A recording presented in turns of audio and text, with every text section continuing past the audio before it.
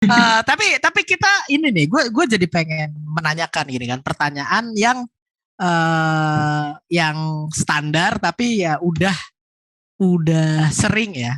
Nah ini kalau dari kalian musim ini apakah lebih sebelum kita ngebahas soal Giannis gitu, lu kalian bertiga dari Billy, Didit sama Takin ini lebih condong kemana nih antara dua pemain ini nih? Mulai dari Billy dulu. Eh, Condong yang menang maksudnya? Yoi dong. Ya, gue Yanis sih.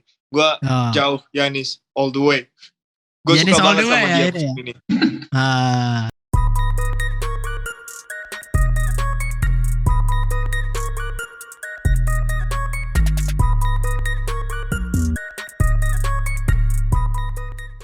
Nah ini kalau Didit nih gimana nih? Gue kayaknya berat ya, race selalu tight nih. Iya dong. Emang tight race. Berat banget nih, tight banget soalnya si Bapak Yanis ini bekerja keras sendirian. Tapi Rudy Gobert juga bekerja keras sendirian kan, jagain performa. Iya nggak sih? Tapi kalau menurut gue kayaknya akan diambil sama Giannis deh, karena masalah fatigue aja.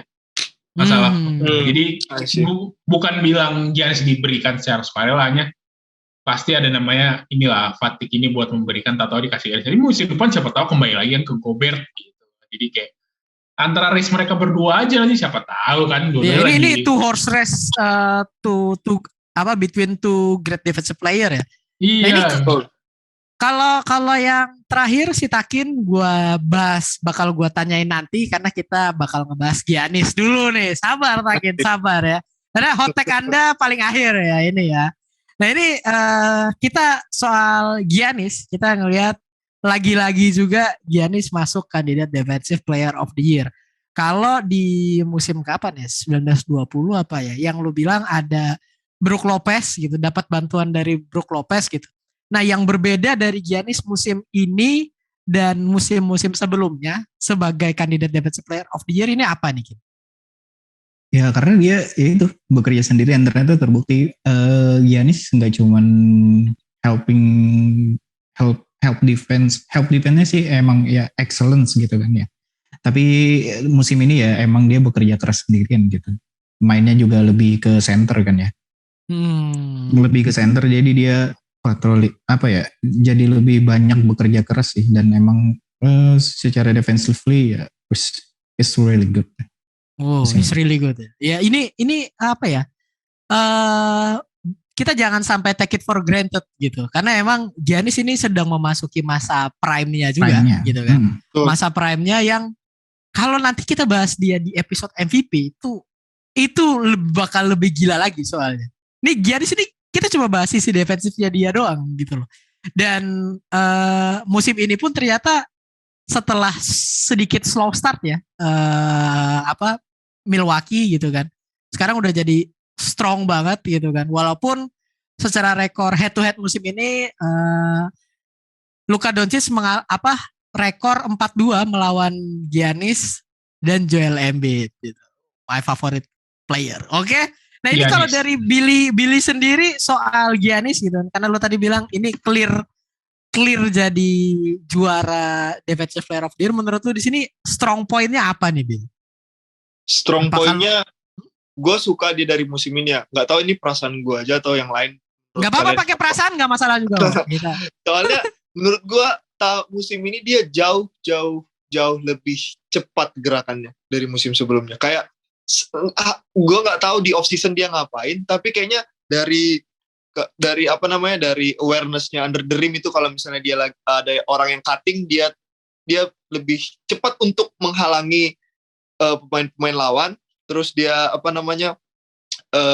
bisa membaca off ball movement kan, kalau yang lagi tim lawan yang lagi megang bola kan, misalnya lagi guard gitu kan, dia kan harus baca pemain-pemain lain yang gak megang bola. Nah itu awareness sama off ball movementnya dia juga bagus menurut gue. Sama fast reactionnya dia di musim ini jauh lebih baik. Jadi menurut gue semua lebih ke awareness sama kecepatan. Dia lebih baik daripada musim lalu. Itulah kenapa menurut gue dia jadi defensive player of the year. Jadi lu bilang bahwa musim ini Giannis lebih baik secara defensif dari musim lalu. Tapi gue mau nanya lagi nih, biar mancing hot take nih. Apakah ini musim terbaik Giannis buat secara defensif? Secara defensif, kalau stats mungkin gue nggak baca, gue kurang baca stats ya. Tapi kalau gue lihat dari mata gue doang, iya sih menurut gue ini. Oke, let's go. Terbaik, ya. Hot take ambil udah. Sit. Oke. Dipancing ya, gue kasih ikannya Pak. Iya. Nah ini balik lagi masih soal Giannis juga. Gue mau nanya ke Didit juga gitu soal poin Giannis yang bikin case-nya dia strong banget nih buat menangin gelar Defensive Player of the Year. Sih kalau dia menang gue rasa nggak surprise juga ya. I think it's not surprise dan I think the number already speaks for itself ya.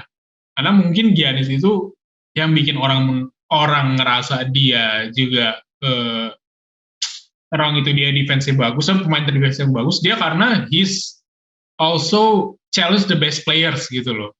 Kayak yang kalau kita lihat highlight dia lawan Nets tuh mungkin defensively tidak, tapi offensively dia tuh kayak dia baru kali possession bikin Kevin Durant tuh susah dan he cook him Kevin Durant juga kayak Kevin Durant dihajar sama dia, jadi kayak defensively mungkin tidak, tapi kan akhirnya dia pas game itu dia menunjukkan dia kualitas dia sebagai both players on the end floor, on both ends gitu. Dan I think itu udah testament bahwa itu game kemarin tuh kayak anjirnya orang udah on a whole another level sih. Dan gue akan bilang dia itu sangat hot take, tapi ini mungkin itu karena dia mungkin termotivasi dengan narasi yang orang bilang dia nggak bisa 3 point, dia nggak bisa ngedang. Dia nggak bisa 3 point, tapi cuma bisa ngedang layup dan dia nggak bisa punya passing segala macam. Ini hot take yang gue akan bilang bahwa Giannis tuh udah lagi OTW menjadi untuk melewati Kevin Garnett, Dirk Nowitzki. Let's go. Dan menurut gue dia bisa ngelewatin Tim Duncan. Jadi kayak emang udah trajektorinya dia menuju ke sana. Gue nggak tahu kalau Karl Malone gue nggak bisa ambil case karena udah lo akan mengunci dengan masalah Karl Malone nggak punya ring, Giannis punya ring. Nah, mungkin secara angka enggak kali ya. Secara angka mungkin tidak sebagus mungkin Tim Duncan, KG, tapi jalannya tuh kebuka. The path is there, the skill set is there, and how he approach every game tuh is always there. Jadi gue gak expect dia akan putting up big numbers, tapi to show that he is the most, ya mungkin gak great, tapi complete power forward in terms of skill set, ya he's on the way. Ini kita mengakui ya bahwa emang langkah pertama menuju greatness-nya Giannis, the great PF of time gitu. Giannis, saya 3 lagi nih. 3 lagi ya. 3 ring lagi. 3 ring lagi. Nah, itu pindah terserah. Iya. Ini ya yang gue bilang dari musim lalu juga bahwa waktu Jamoran ngalahin Golden State Warriors di play-in, yang mana habis itu Memphis masuk ke playoff dengan cara play-in, ini eranya udah shifting gitu. Terus Giannis juara dengan mengalahkan Chris Paul ya, anggap aja Chris Paul yang umurnya sudah 30 ke atas. Ini juga ada shifting nih. Eranya tuh udah shifting gitu. Kita udah ngelihat kandidat MVP itu bukan orang-orang yang itu lagi gitu. Kita udah ngelihat kayak dari musim lalu itu ada Giannis, bukan Giannis siapa? Ada Jokic. Ada Embiid gitu kan. Terus ada siapa lagi sekarang pun juga Jason Tatum gitu. Jason Tatum, ada Devin Booker juga yang sempat panas juga gitu kan buat jadi MVP gitu. Ini kita udah mulai beneran lebih embrace lagi ya to the future gitu. Kita appreciate mereka-mereka yang udah main gitu kan. Kita udah memberikan dampak signifikan gitu, udah memberikan perubahan kepada game itself gitu. Kita ngelihat pemain kayak LeBron James, Kevin Durant, Steph Curry. I'm not saying their era is over, tapi emang ini eranya udah shifting. Kita udah ngelihat pemain top 5-nya, top 5 sampai top 10 yang jagonya itu deket-deketan. Jagonya itu deket-deketan dan ya kita bakal ngelihat perkembangan dari persaingan yang lumayan seru ini ya, ketat dan seru ini for years to come. Nah itu gimana Ken? Lu megang-megang mic dari tadi nih? The LeBron era is over. Tapi kalau gue ngerasa Setuju. KD 2 tahun lagi masih bisa sih. He's Bisa. considered topnya. Kayak Bisa. gue nggak tahu kalau LeBron ya, karena dengan situasi yang lagi dialamin sama tim ini, kalau KD gue rasa sampai umur 35 dia bakal di competition dia he's the top 5 deh. Kayak gue nggak habis pikir kenapa dia bisa nge-perform sebagus itu loh, dengan segala cedera yang dialami. Lu Next gak week sadar lah. aja kan LeBron udah 38 kan? Iya. Lu kan bilang KD bisa lah sampai 35. Ini LeBron 38 nih, masih averaging 30 points per game gitu. Itu Iya. masih LeBron gila. conditioningnya kan emang luar biasa. Dia Iya, Kondisinya iya, luar iya. biasa, physical testamentnya juga luar biasa gitu Iya, kan. iya. Itu udah freak ya. Maksudnya Iya. yang gue tekankan adalah emang kita perlu embrace nih. Ini Iya, benar. pemain-pemain baru nih udah mulai loh. Kita udah ngeliat Jamoran jadi new NBA favorit ya. New league favorit gitu kan, dengan highlight-highlightnya. Luka Doncic tetap kayak gitu. Trae yang juga sekarang kalau nggak salah masih leading di total point sama total assist gitu. Ini